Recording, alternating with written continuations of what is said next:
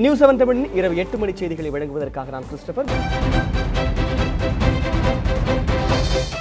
மக்களின் மனம் கவர்ந்த குடியரசுத் தலைவராக வாழ்த்து வரைந்த அப்துல் கலாமிற்கு ராமேஸ்வரத்தில் அமைக்கப்பட்டுள்ள பிரம்மாண்ட மணிமண்டபத்தை பிரதமர் மோடி இன்று திறந்து வைத்தார்.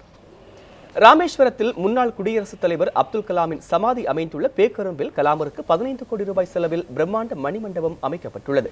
இந்த மண்டபத்தை திறப்பதற்காக டெல்லியிலிருந்து மதுரைக்கு விமானம் மூலம் வந்த பிரதமர் மோடியை ஆளுநர் வித்யாசாகர் ராவ், முதலமைச்சர் எடப்பாடி பழனிசாமி உள்ளிட்டோர் வரவேற்றனர். பின்னர் அங்கிருந்து ஹெலிகாப்டர் மூலம் ராமேஸ்வரம் சென்ற பிரதமர் பின்னர் கார் மூலம் பேக்கரும்பிற்கு சென்று அங்கு அமைக்கப்பட்டிருந்த கம்பத்தில் கொடியேற்றினார். பின்னர் மணிமண்டபத்தை பிரதமர் மோடி திறந்து வைத்தார்.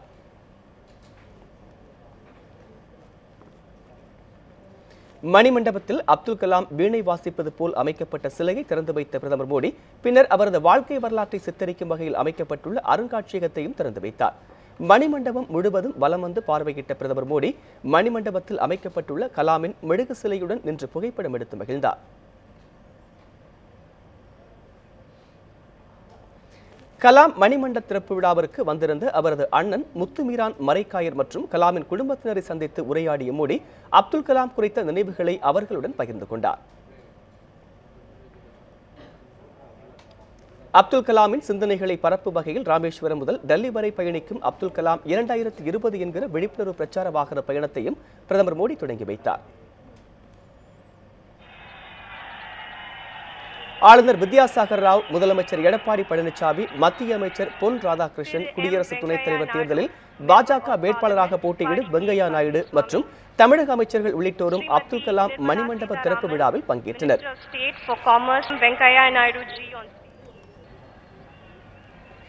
நிகழ்ச்சியில் பேசிய பிரதமர் மோடி குறுகிய காலத்தில் அப்துல் கலாமின் மணிமண்டபத்தை சிறப்பாக அமைத்த முன்னாள் மத்திய அமைச்சர் வெங்கையா நாயுடு தலைமையிலான குழுவினருக்கு நன்றி தெரிவித்துக் கொண்டார். முன்னாள் முதல்வர் ஜெயலலிதா உயிரோடு இறந்திருந்தால் இந்த செயலை மிகவும் பாராட்டியிருப்பார் என்று மோடி கூறினார். ராமேஸ்வரத்திற்கு வரும் சுற்றுலா பயணிகள் கலாமின் மணிமண்டபத்தை பார்ப்பதையும் தங்கள் பயண திட்டத்தில் சேர்க்க வேண்டும் என மோடி கேட்டுக் கொண்டார்.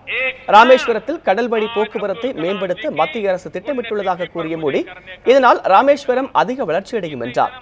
எல்லை தாண்டி தமிழக மீனவர்கள் மீன்பிடிக்க செல்வதால் ஏற்படும் பிரச்சினைக்கு ஆழ்கடல் மீன்பிடிப்பு திட்டம் முடிவு கட்டும் என்றும் பிரதமர் மோடி நம்பிக்கை தெரிவித்தார். நிகழ்ச்சியில் பேசிய தமிழக முதலமைச்சர் எடப்பாடி பழனிசாமி அப்துல் கலாம் மணிமண்டபத்தை திறந்து வைத்ததற்காக பிரதமர் மோடிக்கு நன்றி தெரிவித்தார். அப்துல் கலாம் பெயரில் விருது அறிவித்து கலாமின் பெருமைகளை பறைசாற்ற மறைந்த முதல்வர் ஜெயலலிதா மேற்கொண்ட நடவடிக்கைகளையும் முதலமைச்சர் நினைவு கூர்ந்தார். இலங்கை சிறையில் தற்போது அடைக்கப்பட்டுள்ள 75 மீனவர்களையும் தமிழக மீனவர்களின் படகுகளையும் மீட்க நடவடிக்கை எடுக்குமாறு பிரதமரை முதலமைச்சர் எடப்பாடி பழனிசாமி கேட்டுக் கொண்டார். சுற்றுலா பயணிகள் மற்றும் ஆன்மீக பணிகளை இந்த வளாகத்தில் ஏவுகணை நாயகன் அக்னி ஏவுகணையின் மாதிரி மிகவும் அழகாக வடிவமைக்கப்பட்டுள்ளது. டாக்டர் அப்துல் கலாம் அவர்களுக்கு மரியாதை செலுத்தும் வகையில் மாண்புமிகு இதயம் புரட்சித் தலைவி அம்மா அவர்கள் அறிவியல் வளர்ச்சிக்கும் இளைஞர்கள் மற்றும் மனித வள மேம்பாட்டிற்கும் பணியாற்றிய தமிழகத்தை சார்ந்தவர்களுக்கு 5 லட்சம் ரூபாயுடன் 8 கிராம் தங்கப்பதக்கம் உள்ளடக்கிய டாக்டர் APJ அப்துல் கலாம் விருது வழங்கப்படும் என அறிவித்து அதனை தன் வாழ்நாளிலே செயல்படுத்தி டாக்டர் அப்துல் கலாம் அவர்கள் மீது தனக்கிருந்து மரியாதையை வெளிப்படுத்தினார்கள். குடியரசு துணைத் தலைவர் தேர்தலில் பாஜக சார்பில் போட்டியிடும் வெங்கையா நாயுடு, தமிழக அமைச்சர்கள் உள்ளிட்டோரும் இந்த நிகழ்ச்சியில் கலந்து கொண்டனர். ராமேஸ்வரத்தில் அப்துல் கலாம் மணிமண்டபத்தை பிரதமர் நரேந்திர மோடி இன்று திறந்து வைத்தார். தற்போது இந்த மணிமண்டபம் பொதுமக்களின் பார்வைக்காக திறந்துவிடப்பட்டுள்ளது. இதுகுறித்து அங்கிருந்து நமது செய்தியாளர் தேவேந்திரன் அளித்த தகவல்களை இப்போது பார்க்கலாம். தமிழகம் முழுவதும் பரவலாக எதிர்பார்க்கப்பட்டிருந்த அப்துல் கலாம் மணிமண்டபம் இன்று திறக்கப்பட்டிருக்கிறது. முதல்வர் எடப்பாடி பழனிசாமி சகிதமாக பிரதமர் இன்று திறந்து வைத்திருக்கிறார். அந்த மணிமண்டபத்தில் தான் நம்ம இருக்கிறோம். நிறைய மக்கள் தொடர்ச்சியாக வந்துகிட்டு இருக்கிறாங்க. இன்னைக்கு நாள் முழுவதுமே வந்திருந்த மக்கள் தற்பொழுது இந்த பகுதிக்கு வந்திருக்கக்கூடிய காட்சிகளை நம்மளால பார்க்க முடியும். இந்த மணிமண்டபத்துக்கு நிறைய பேர் சென்றுட்டு இருக்கிறாங்க. இன்னைக்கு தான் திறக்கப்பட்டிருக்கிறதுனால உள்ள செருப்பு அணிந்து செல்வதற்கு அனுமதிக்கப்படலை. செருப்பு வெளியே கழட்டி விட்டுட்டு தான் போகணும்னு சொல்லியிருக்காங்க. அந்த மணிமண்டபத்துக்குள்ள மக்களோடு சேர்ந்து நாமும் அந்த மணிமண்டபத்தை பார்வையிடலாம். இங்கே நம்ம பார்க்கும் பொழுது நிறைய மக்கள் குவிந்திருக்கக்கூடிய காட்சிகளை பார்க்க முடிகிறது. அப்துல் கலாமுக்காக முழுவதும் புகைப்படங்கள் நிரப்பப்பட்டிருக்கு. அப்துல் கலாமினுடைய மிக முக்கியமான புகைப்படங்கள் எல்லாம் நிரப்பப்பட்டிருக்கு. இந்த மணிமண்டபம் ரொம்ப பெரியது. இதுல 2 புறமும் அனுமதி மறுக்கப்பட்டிருக்கு. அந்த பகுதிகளில் வந்து பார்வையாளர்கள் செல்வதற்கு வந்து மறுக்கப்பட்டிருக்கிற பல இடங்களை நம்மளால் பார்க்க முடிகிறது. அந்த பகுதிகளில் இன்னமும் வந்து வேலைப்பாடுகள் வந்து முழுமையடையலையோ அப்படிங்கிற ஒரு சந்தேகத்தையும் அது எழுப்பியிருக்கு. இந்த இரண்டு புறமே வந்து மணிமண்டபத்துக்கான அந்த அருங்காட்சியகம் அமைஞ்சிருக்கு. ஆனால் அந்த பகுதிகளுக்குள்ள வந்து மக்கள் அனுமதிக்கப்படலை. நிறைய மக்கள் வந்து பார்வையிட்டு சென்றுட்டு இருக்கக்கூடிய காட்சிகளை நம்மளால் பார்க்க முடியுது. நம்ம பார்க்கலாம், அந்த காட்சிகளை பார்க்கும் பொழுதே தெரியும் எவ்வளோ பேர் உள்ள வந்து ஆவலோட பார்க்குறாங்க இந்த மணிமண்டபத்தை அப்படிங்கிறத நம்மளால் பார்க்க முடியுது. இந்த மணிமண்டபத்தில் நம்ம சுற்றி பார்க்கக்கூடிய செல்லக்கூடிய இடம் இரண்டு புறமும் பார்த்தீங்கன்னா அப்துல் கலாமினுடைய மிக முக்கியமான புகைப்படங்கள், குறிப்பாக உலக நாட்டு தலைவர்கள், ரொம்ப முக்கியமான விஞ்ஞான சோதனைகள் அல்லது பள்ளி மாணவர்களிடையே ஆற்றிய உரை, இந்த மாதிரியான விஷயங்கள்லாம் இருக்குது. இந்த பாதையினுடைய இருபுறமும் பார்க்கும் பொழுது ஒரு பூந்தோட்டம் மாதிரியான விஷயம் அமைக்கப்பட்டிருக்கு.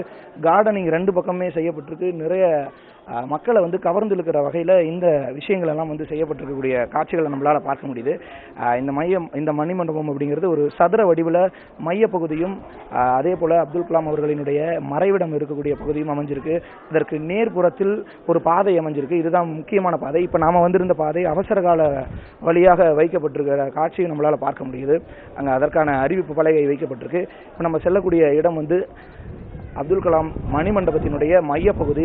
இந்த மையப்பகுதியில் தான் அப்துல் கலாமுக்கு வந்து ஒரு சிலை அமைக்கப்பட்டிருக்கு. இது பிரதமர் மோடி வந்து இன்று திறந்து வைத்திருந்தார். அப்துல் கலாம் வீணை வாசிப்பது போல ஒரு சிலை அமைக்கப்பட்டிருக்கு. வெண்கல சிலை போல இந்த சிலை காட்சியளிக்கின்றது. இந்த சிலையில் நம்ம பார்க்கும் பொழுது அப்துல் கலாம் வீணை வாசிப்பது போலவும், அதே போல இந்த சிலையினுடைய இன்னொரு புறத்தில் நம்ம பார்க்கும் பொழுது இங்கே பகவத்கீதை புத்தகம் வந்து இடம்பெற்றிருக்கக்கூடிய காட்சியை பார்க்கலாம். பகவத்கீதை புத்தகம் வந்து அப்துல் கலாம் வீணை வாசிக்கிறதுக்கு அருகில் வந்து வைக்கப்பட்டிருக்கு. அதற்கான சூடும் வந்து அங்கே வைக்கப்பட்டிருக்கு.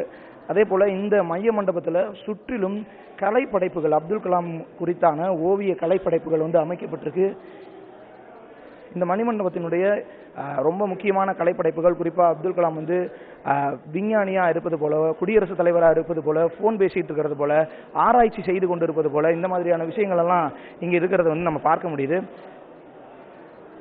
அதே போல் நிறைய இடங்களில் கோட்டிங்ஸ், அப்துல் கலாம் தன்னுடைய பேச்சுகளில் பயன்படுத்தின, தன்னுடைய மேடை பேச்சுகளில் பயன்படுத்தின முக்கியமான வார்த்தைகள்லாம் இங்கே இடம்பெற்றிருக்கக்கூடிய காட்சிகளை பார்க்கலாம்.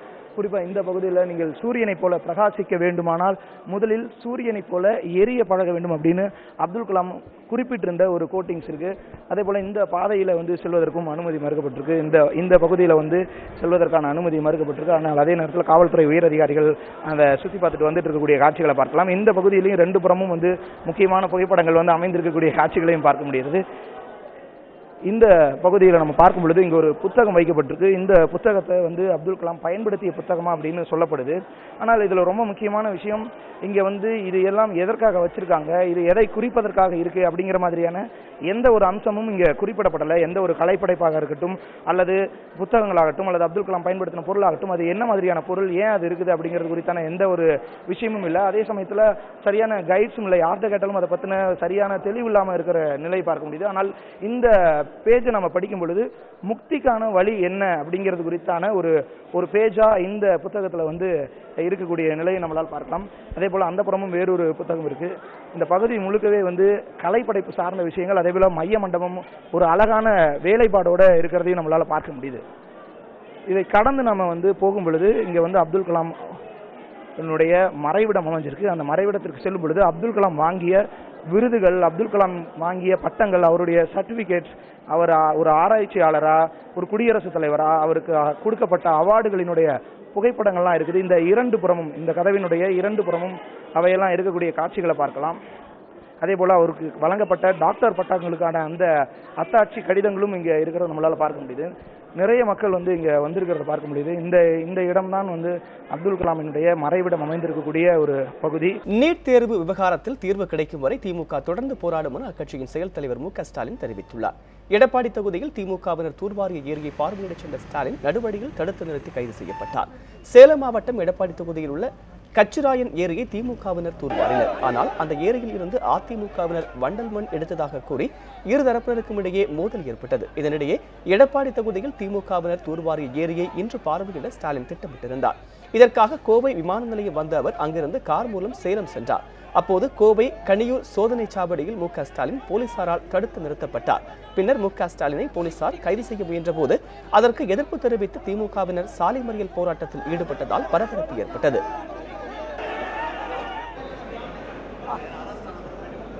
இதைத் தொடர்ந்து மு.க.ஸ்டாலின் மற்றும் திமுக தொண்டர்கள் 300க்கும் மேற்பட்டோர் கைது செய்யப்பட்டு கனியூர் அருகே உள்ள தனியார் மண்டபத்தில் தங்க வைக்கப்பட்டனர்.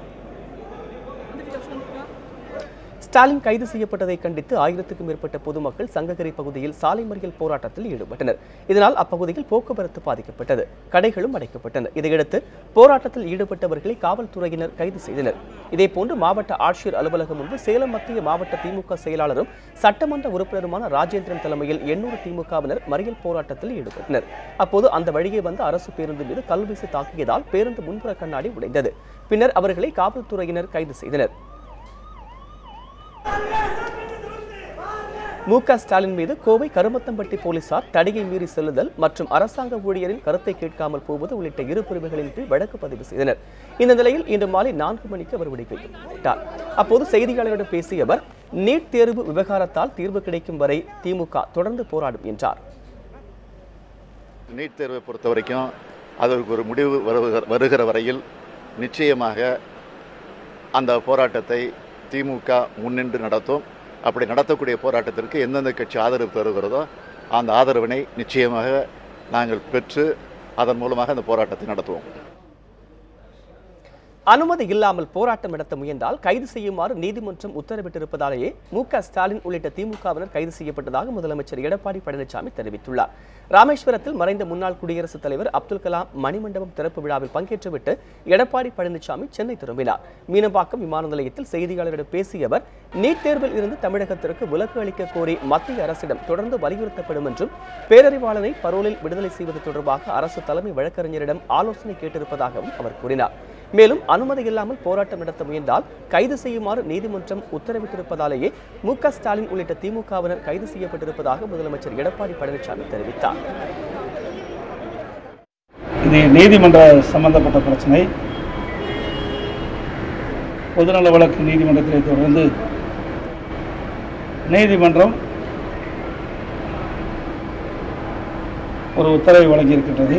உங்களுக்கு அனைவருக்கும் தெரியும், உங்களுக்கு பத்திரிகைகள் பார்த்துருக்கிறோம், நாங்களாம் படித்து பார்த்தோம். அனுமதி வாங்காமல் மனித சங்கிலி போராட்டம் நடத்தினால் நடவடிக்கை எடுக்கலாம் என்று நீதிமன்றம் தெரிவித்திருக்கின்றது. அதன் அடிப்படையிலே அரசு செயல்படுகிறது, காவல்துறை செயல்படுகிறது. சென்னை சென்ட்ரல் ரயில் நிலையத்தில் பழுது பார்க்கும் ரயிலில் திடீர் தீ விபத்து ஏற்பட்டதால் பெரும் பரபரப்பு நிலவியது. சென்ட்ரல் ரயில் நிலையத்தில் 11வது நடைமேடையில் பழுது பார்க்கும் ரயிலின் 2வது பெட்டியில் இருந்து திடீரென புகை வந்தது. இதை கண்ட ரயில்வே ஊழியர்கள் தீயணைப்பு துறைக்கு தகவல் கொடுத்தனர். அதற்குள் அந்த பெட்டி மளமளவென எரிய தொடங்கியது. சம்பவ இடத்திற்கு விரைந்து வந்த தீயணைப்பு வீரர்கள் ரயில் பெட்டியில் ஏற்பட்ட தீயை அணைத்தனர். அந்த பெட்டியில் இருந்த மின்சாதன பொருட்கள், பழுது பார்க்கும் கருவிகள் உள்ளிட்டவை எரிந்து சாம்பலாகின.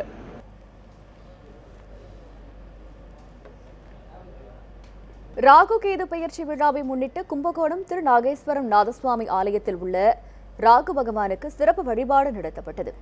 ராகு பகவான் இன்று சிம்ம ராசியில் இருந்து கடக ராசிக்கு இடப்பெயர்ச்சி அடைகிறார். இதேபோல கும்பராசியில் இருந்து கேது பகவான் மகர ராசிக்கு இடப்பெயர்ச்சி அடைகிறார்.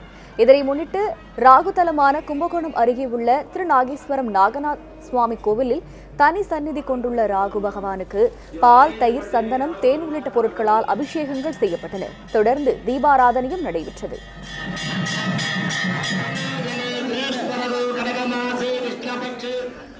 பின்னர் ராகு பகவான் தங்க கவசத்தில் பக்தர்களுக்கு காட்சியளித்தார். ராகு பெயர்ச்சி வழிபாட்டில் ஏராளமான பக்தர்கள் கலந்து கொண்டனர். ராகு பகவான் சிம்ம ராசியிலிருந்து கடகராசிக்கு பெயர்ச்சி பெறுகிறார். இதனை முன்னிட்டு இத்திருக்கோவில் நிர்வாகத்தின் சார்பாக அனைத்து அன்பர்களுக்கும் பரிகார பூஜைகளும் பாலாபிஷேகம் நடைபெறுகிறது. ராகு கேது பெயர்ச்சியை முன்னிட்டு கரூர் அருள்மிகு கல்யாண பசுபதீஸ்வரர் திருக்கோவிலிலும் சிறப்பு பூஜை நடைபெற்றது. ராகு பகவானுக்கும் கேது பகவானுக்கும் சிறப்பு அபிஷேக ஆராதனைகள் மற்றும் சிறப்பு பூஜைகள் நடைபெற்றன. இதில் கரூர் தாந்தோணிமலை காந்தி கிராமம், பசுபதிபாளையம், வெங்கடமேடு உள்ளிட்ட பகுதிகளில் இருந்து ஆயிரக்கணக்கான பக்தர்கள் சுவாமி தரிசனம் செய்தனர்.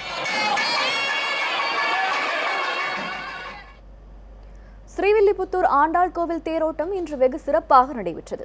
விருதுநகர் மாவட்டம் ஸ்ரீவில்லிபுத்தூர் ஸ்ரீ ஆண்டாள் கோவில் ஆடிப்பூர தேரோட்ட திருவிழா இன்று நடைபெற்றது. இதில் பல்லாயிரம் பக்தர்கள் கலந்து கொண்டனர். இந்நிலையில் ராஜகோபுரம் இருக்கும் வீதியில் ஸ்ரீவில்லிபுத்தூர் வட்டாட்சியர் மற்றும் இந்து சமய அறநிலையத்துறை அதிகாரிகளின் வாகனங்கள் நிறுத்தி வைக்கப்பட்டிருந்தன. சாலையின் நடுவே வாகனங்கள் நிறுத்தப்பட்டிருந்ததால் அந்த வழியாக செல்ல பக்தர்கள் பெரும் சிரமம் அடைந்தனர். அதிகாரிகளின் இந்த பொறுப்பற்ற செயல் கோவிலுக்கு வந்த பக்தர்களை அதிருப்தியடைய வைத்தது.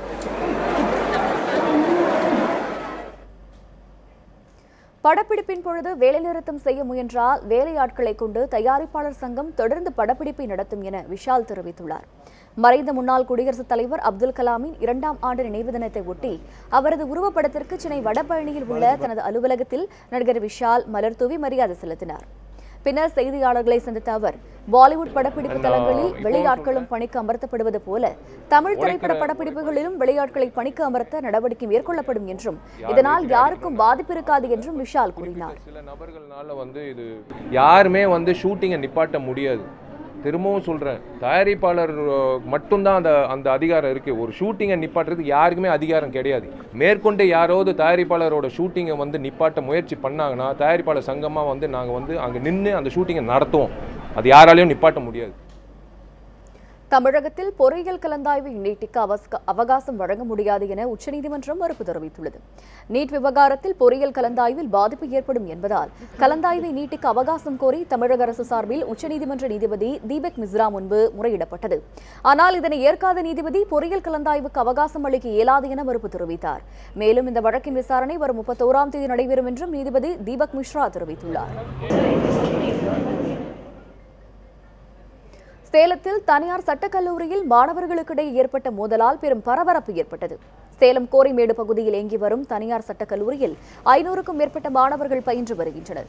இந்நிலையில் சண்முகம் என்ற மாணவருக்கும் 3ஆம் ஆண்டு படித்து வரும் மணிகண்டன் என்ற விக்னேஸ்வரன் ஆகிய மாணவர்களுக்கிடையே வாக்குவாதம் ஏற்பட்டது.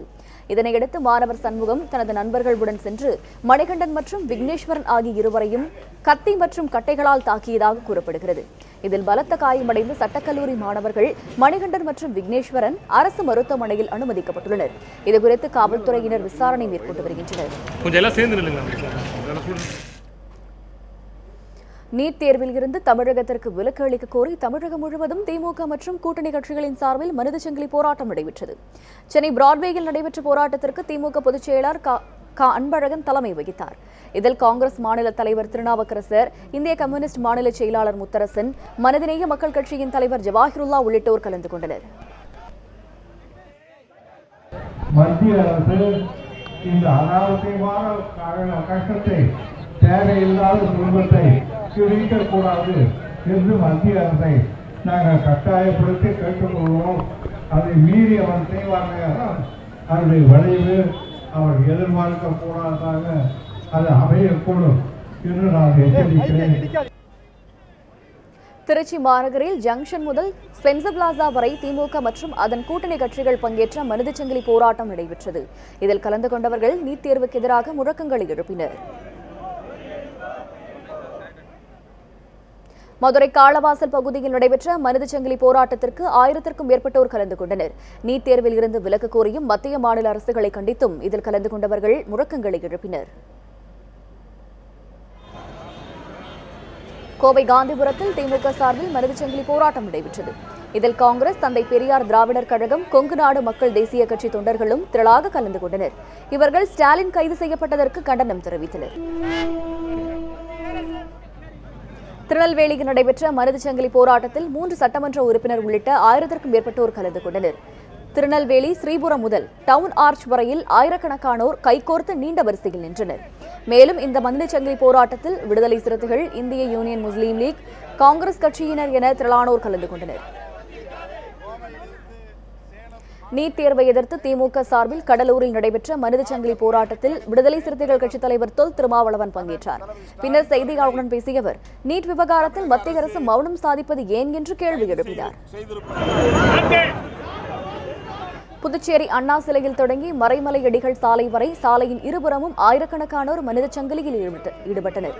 இதில் காங்கிரஸ், கம்யூனிஸ்ட், விடுதலை சிறுத்தைகள் உட்பட கூட்டணி கட்சிகள் பங்கேற்றன. தமிழகத்தின் தேவைகளையும் திட்டங்களையும் நிறைவேற்ற பிரதமரின் கவனத்திற்கு கொண்டு சென்றதாக முன்னாள் முதல்வர் OPS கூறியுள்ளார். மதுரை விமான நிலையத்தில் அவர் செய்தியாளர்களுக்கு அளித்த பேட்டியில் இவ்வாறு தெரிவித்தார். தமிழகத்தில் இருக்கின்ற பல்வேறு தேவைகள், மத்திய அரசு தீர்க்கப்பட வேண்டிய பல்வேறு பிரச்சனைகளை மாண்புமிகு பிரதமர் அவருடைய கவனத்திற்கு எடுத்துச் சென்றோம். குறிப்பாக நீட் தேர்வு முதலிய பல்வேறு தேவைகளை மாண்புமிகு பாரத பிரதமருடைய தனி கவனத்திற்கு எடுத்துச் சென்றோம்.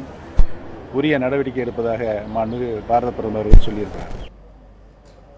தமிழகத்தில் அதிமுகவின் 2 அணிகளும் சேர வாய்ப்பில்லை என அதிமுக எம்பி மைத்ரேயன் திட்டவட்டமாக தெரிவித்துள்ளார்.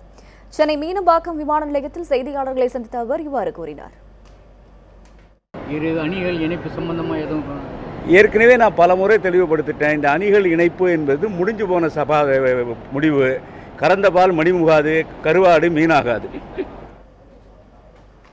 சினிமா பைனான்சியர் போத்ரா மீது மத்திய குற்றப்பிரிவு போலீசில் மேலும் ஒரு புகார் கொடுக்கப்பட்டுள்ளது. சென்னை தியாகராய நகரைச் சேர்ந்த செந்தில் கணபதி மற்றும் குற்றம் கடிதல் உள்ளிட்ட படங்களை தயாரித்த சினிமா தயாரிப்பாளர் சதீஷ்குமார் ஆகியோர் அளித்த புகாரின் பேரில் சினிமா பைனான்சியர் போத்ரா மற்றும் அவரது மகன்கள் கைது செய்யப்பட்டனர். இதேபோல சிந்தாரிப்பேட்டையைச் சேர்ந்த பாஸ்கர் பாண்டாரி என்ற நகை வியாபாரி கந்துவட்டி கேட்டு மிரட்டுவதாக போத்ரா மீது சிந்தாரிப்பேட்டை காவல் நிலையத்தில் மத்திய குற்றப்பிரிவு போலீசிலும் புகார் அளித்தார். இந்நிலையில் சினிமா தயாரிப்பாளர் ஆனந்தன் நாகர் என்பவர் கடனுக்காக 300 மடங்கு அதிகமாக கந்துவட்டி கேட்டு போத்ரா மிரட்டியதாக மத்திய குற்றப்பிரிவு போலீசில் புகார் அளித்தார். சினிமா பைனான்சியர் போத்ராவுக்கு எதிராக புகார்கள் குவிந்ததால் அவர் மீது குண்டர் சட்டம் பாயும் என மத்திய குற்றப்பிரிவு வட்டாரங்கள் தெரிவிக்கின்றன. திருநெல்வேலி மாவட்டம் குற்றாலத்தில் பாரம்பரிய கிராமிய கலை நிகழ்ச்சிகளுடன் சாரல் திருவிழா துவங்கியது. இதுகுறித்து நமது செய்தியாளர் சுடலைக்குமார் அளித்த கூடுதல் தகவல்களை தற்பொழுது பார்க்கலாம். திருநெல்வேலி மாவட்டம் மேற்கு தொடர்ச்சி மலை பகுதியில் அமைந்துள்ளது. குற்றால அருவிகள், மெயினருவி, பழைய குற்றாலம், ஐந்தருவி உள்ளிட்ட பல்வேறு வகையான அருவிகள் உள்ளன. இந்த குற்றாலத்தில் ஜூன், ஜூலை, ஆகஸ்ட் ஆகிய 3 மாதங்கள் சீசன் காலமாக கருதப்படுகிறது. இந்த 3 மாதத்திற்கும் தமிழகம் மட்டுமின்றி பல்வேறு வெளிமாநிலங்களுக்கும் வெளிநாடுகளிலிருந்தும் சுமார் 5 லட்சத்துக்கும் மேற்பட்ட சுற்றுலா பயணிகளானது இங்கு வருகை தரும் வழக்கம். அவ்வாறு ஒவ்வொரு ஆண்டும் இங்கு சுற்றுலா பயணிகள் வருவதையொட்டி திருநெல்வேலி மாவட்ட நிர்வாகம் மற்றும் சுற்றுலாத்துறையின் சார்பில் ஒவ்வொரு ஆண்டும் சாரல் திருவிழா வெகு விமர்சையாக நடத்தப்பட்டு வருகிறது. அந்த முறையில் இந்த ஆண்டு பார்த்தோம்னால் இன்றைய தினம் பாரம்பரிய கிராமிய கலை நிகழ்ச்சியுடன் இந்த சாரல் திருவிழாவானது துவங்கியுள்ளது. இன்று துவங்கிய இந்த திருவிழாவானது வருகிற 3ஆம் தேதி வரை நடைபெறுகிறது. ஒவ்வொரு நாளும் சுற்றுலா பயணிகளுக்கு பல்வேறு வகையான நிகழ்ச்சிகள் நடைபெற உள்ளது. இந்த சாரல் திருவிழாவின் துவக்க நிகழ்ச்சியான இன்றைய தினம் பார்த்தோம்னால் கிராமிய கலைகளை, பாரம்பரிய கலைகளை பிரதிபலிக்கும் விதமாக கரகாட்டம், ஒயிலாட்டம், தேவராட்டம் மற்றும் சிலம்பாட்டம், நம் பாரம்பரிய வீர விளையாட்டான சிலம்பாட்டம் உள்ளிட்ட பல்வேறு வகையான கிராமிய கலை நிகழ்ச்சிகளுடன் இந்த சாரல் திருவிழாவானது கோலாகலமாக துவங்கியுள்ளது. இந்த துவக்க விழா நிகழ்ச்சிக்கு சுற்றுலாத்துறை அமைச்சர் வெல்லமண்டி நடராஜன் மற்றும் செய்தித்துறை அமைச்சர் கடம்பூர் ராஜு, அமைச்சர் ராஜலட்சுமி மற்றும் மாவட்ட ஆட்சித்தலைவர் சந்தீப் நந்திரி ஆகியோர் இங்கு வருகை தந்து இந்த சாரல் திருவிழாவானது மிகவும் கோலாகலமாக துவங்கியுள்ளது. இதன் தொடர்ச்சியாக ஒவ்வொரு நாளும் நீச்சல் போட்டி, மினி மாரத்தான் மற்றும் படகு போட்டி, சுற்றுச்சூழல் குறித்த ஓவிய போட்டி மற்றும் கொழு குழந்தை போட்டி, படகு போட்டி, நாய்கள் கண்காட்சி என பல்வேறு வகையான போட்டிகள் சுற்றுலா பயணிகளை மகிழ்விப்பதற்காகவும் பொழுதுபோக்கிற்காகவும் நடத்தப்படுகிறது. இது மட்டுமின்றி ஐந்தருவிக்கு மேற்பகுதி உள்ள அந்த பார்க் ஒன்றில் மலர் கண்காட்சியும் நடத்தப்படுகின்றது. இன்று துவங்குகிற இந்த சாரல் திருவிழானது வருகிற 3ஆம் தேதி வரை 8 நாட்கள் நடைபெறுகிறது. இந்த 8 நாட்களும் சுற்றுலா பயணிகள் மகிழ்விப்பதற்காக மாவட்ட நிர்வாகம், சுற்றுலாத்துறை, கலை பண்பாட்டுத்துறை உள்ளிட்ட பல்வேறு துறை, அரசு துறைகளின் சார்பில் பல்வேறு வகையான விளையாட்டுப் போட்டிகள் மற்றும் கண்காட்சிகள் ஆகியன மிகவும் சிறப்பாகவே நடத்தப்பட்டுள்ளது. இன்றைய தினம் மிகவும் கோலாகலமாக இந்த சாரல் திருவிழாவானது குற்றாலத்தில் துவங்கியுள்ளது. சுற்றுலா பயணிகளை இது மிகப்பெரிய ஒரு வரவேற்பையும் மகிழ்ச்சியும் ஏற்படுத்தியுள்ளது என்று சொல்லலாம். ஒளிப்பதிவாளர் வள்ளிநாயகம் மற்றும் செய்தியாளர் ராஜனுடன் எம் சுடலைக்குமார், நியூஸ் 7 தமிழ், குற்றாலத்தில் இருந்து. டெங்கு மற்றும் சிக்கன் குனியா காய்ச்சலால் பாதிக்கப்பட்டவர்கள் மற்றும் இறந்தவர்கள் குறித்து முழுமையான அறிக்கை தாக்கல் செய்ய தமிழக சுகாதாரத்துறை முதன்மைச் செயலருக்கு உச்சநீதிமன்ற மதுரை கிளை உத்தரவிட்டுள்ளது. இது தொடர்பாக கே ரமேஷ் என்பவர் தாக்கல் செய்துள்ள மனுவில் தமிழகம் முழுவதும் போர்க்கால அடிப்படையில் கொசு ஒழிப்பு நடவடிக்கை மேற்கொள்ளவும், தமிழகம் முழுவதும் ஒவ்வொரு குடும்பத்துக்கும் இலவசமாக கொசு வலை வழங்கவும் உத்தரவிட வேண்டும் என வலியுறுத்தியுள்ளார். மேலும் கொசுக்களால் பரவும் நோயால் பாதிக்கப்பட்டோருக்கு அரசு மருத்துவமனையில் தனி வார்டு அமைக்கவும், தேவையான மருந்து மாத்திரைகளை இருப்பில் வைக்கவும், பாதிக்கப்பட்டவர்களை 24 மணி நேரமும் கண்காணிக்கவும் உத்தரவிட வேண்டும் எனவும் மனுதாரர் வலியுறுத்தியுள்ளார். இந்த மனுவை விசாரித்த நீதிபதிகள் டெங்கு மற்றும் சிக்கன் குனியா காய்ச்சலால் பாதிக்கப்பட்டோர் மற்றும் இறந்தவர்கள் குறித்து மாவட்ட வாரியாக விரிவான அறிக்கையை தாக்கல் செய்யுமாறு தமிழக சுகாதாரத்துறை முதன்மைச் செயலருக்கு உத்தரவிட்டும் இந்த வழக்கை ஆகஸ்ட் 16ஆம் தேதிக்கு ஒத்திவைத்தனர். நெல்லை மாவட்டம் தாத்தனூர் 4 வழிச்சாலையில் நிகழ்ந்த கார் விபத்தில் தம்பதியர் சம்பவ இடத்திலேயே உயிரிழந்தனர். நெல்லை டவுனில் உள்ள பிரபல ஜவுளிக்கடை உரிமையாளர் சுப்பிரமணியன் தமது மகனின் திருமணத்திற்காக அழைப்பிதழ் கொடுக்க மனைவியுடன் திருப்பூர் சென்றுள்ளார். பின்பு பணிகளை முடித்துவிட்டு கார் மூலம் நெல்லை நோக்கி வந்துள்ளார். தாழையூத்து அடுத்த 4 வழிச்சாலை அருகே சுவற்றின் மீது கார் மோதியது. இந்த விபத்தில் இருவரும் சம்பவ இடத்திலேயே உயிரிழந்தனர். கார் மோசமாக உருக்குலைந்ததால் சில மணி நேர போராட்டத்திற்கு பிறகு காரின் பின்பகுதி இயந்திரம் மூலம் வெட்டியெடுக்கப்பட்டு தம்பதியினரின் உடல்கள் மீட்கப்பட்டன.